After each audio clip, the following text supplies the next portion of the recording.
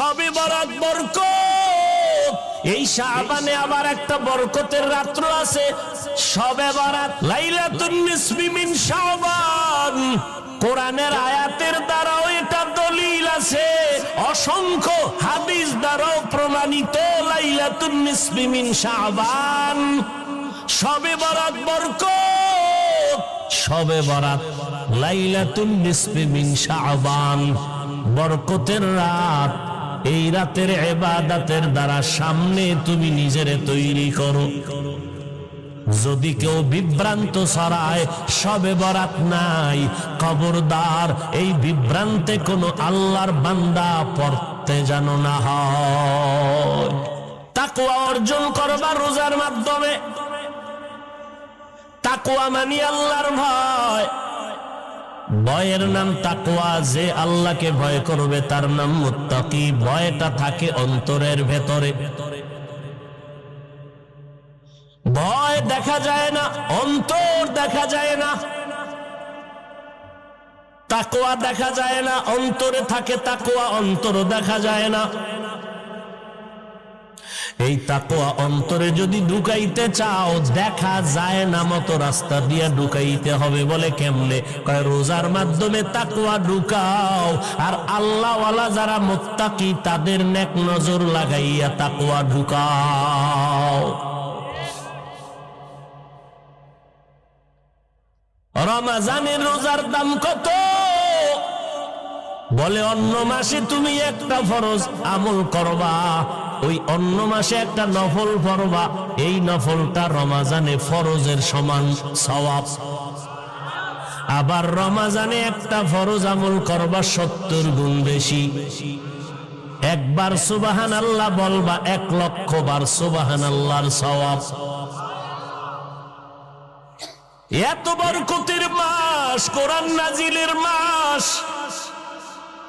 নবী রজব থেকে আমল বাড়ায় দিলেন, শাবান থেকে বাড়ায় দিলেন, কারণ রমজান আসলে যেন আমার কষ্ট না হয়।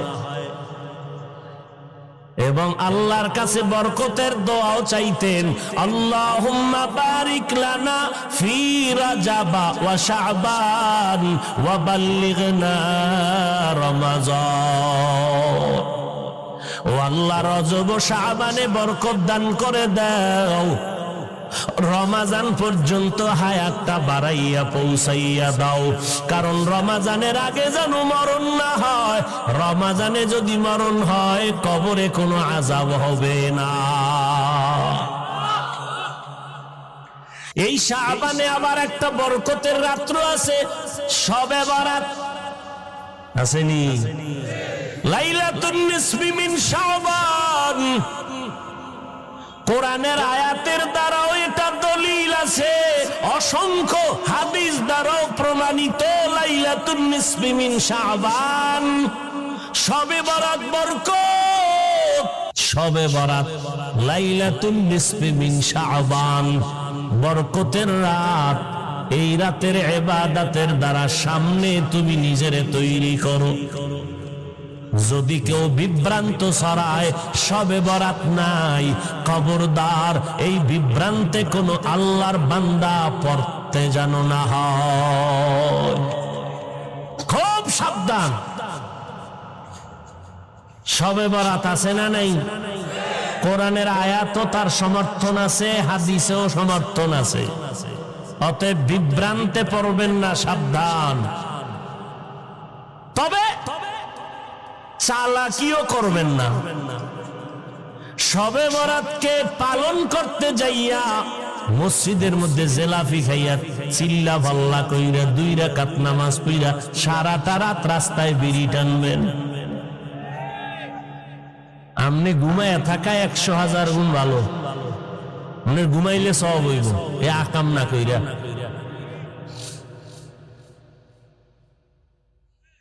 আহা, একটুখানি নেকের তরে রোজা হাসরের মাঠেতে বাবা ঘুরবে ছেলের পিছে, ছেলে বাবার আগেতে। আহাতে মন কঠিন দিনেতে নামাজ তোমায় ভুলবে না। ঠিক মতো পড়িলে নামাজ জান্নাত তোমার ঠিকানা। নামাজ ঠিক মতো বড়। মানুষের ধান্দাবাজি করতে করতে আল্লাহর ঘরে গিয়েও এখন ধান্দাবাজি শুরু করছে মানুষ। মানুষের ধোঁকা দিয়ে এখন আল্লাহরেও দেয়, সেজদা দেয় তো দেয় না, রুকু দেয় তো দেয় না। মিয়া আপনারে যদি এমপি সাহেব ফোন দেয়, ডাক দেয় 2 ঘন্টার মধ্যে আমার সাথে দেখা করো, তোমার সাথে মোহাব্বতের আলাপ আছে। এমপি সাহেব জীবনেও টেলিফোন করতো না আপনাকে, কথার কথা। যদি করে তাহলে আপনি এই সুরাতে যাইবেন গেঞ্জি বেঞ্জি গায়ে দিয়া, না ভালো পোশাক নিয়ে যাবেন? আল্লাহর ঘরে কেন দুর্বল পোশাক নিয়ে আসেন? ও আল্লাহর দাম এমপি সাহেবের থেকে কম? হ্যাঁ, আপনার এলাকার একটা ছেলের চাকরির জয়েন দিল র্যাবে, ভাইবা পরীক্ষায় ওকে বেতন কত? 42,000। তাড়াতাড়ি জয়েন দাও।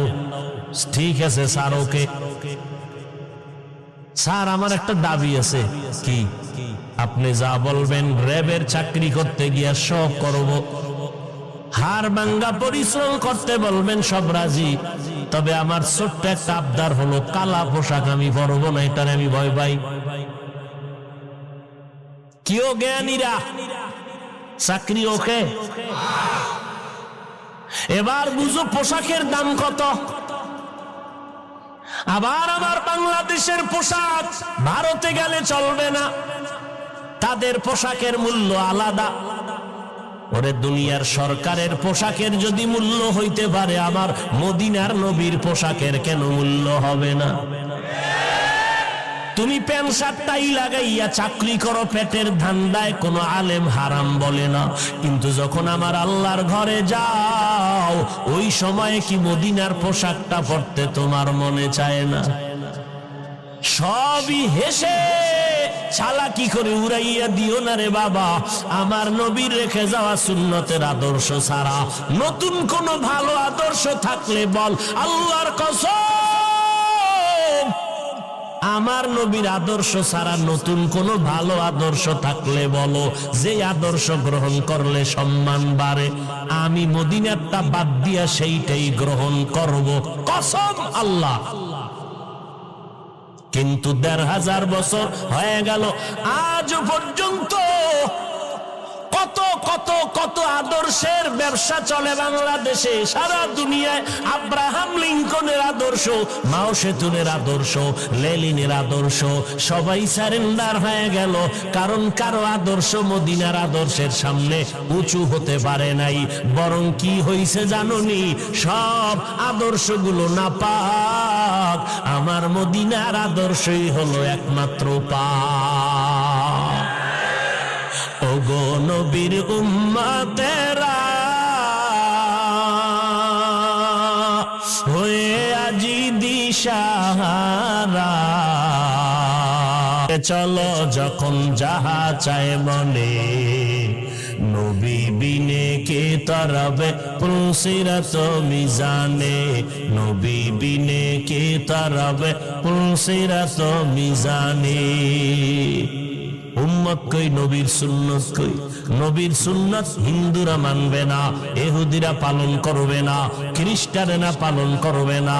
ও এলাকার মুসলমানেরা, ও কলিজার যুবক ভাইয়েরা, পর্দার আড়ালের আম্মা জানেরা, ও বৃদ্ধ বাবাজি, বলো মদিনার নবীর সুন্নতের আমল কারা করবে? রমজানের রোজা সবার জন্য শিক্ষা। ও বড় লোকেরা, যেই তেলে খাইতেছ, রোজা রইয়া ট্রেনিং দাও গরিবের পেটের হালাত কেমন। তুমি 3 বেলা পেট ভরে খাও, গরিবের ঘরে খানা নাই। কত সন্তানেরা কান্না করে 3 বেলা খানা পায় না, বাবায় কষ্ট করে আইনা দিলে তারপরে পায়। ও বড় লোক, বাহাদুরি করবা না, গরিবের সহযোগিতা করবা। ওই রমজানের মাধ্যমে তাকওয়া অর্জন করো। তাকওয়ার মূল স্লোগান, গুনাহ থেকে নিজেকে বাঁচাইও, কারণ জাহান্নামের আগুন হবে গুনাহগারের জন্য। ইন্নাল আবরারা লাফি নাঈম ওয়া ইন্নাল ফুজ্জারা লাফি জাহিম। ও পর্দার আড়ালের আম্মা জানেরা, ও যুবকেরা, ও বৃদ্ধ বাবাজি,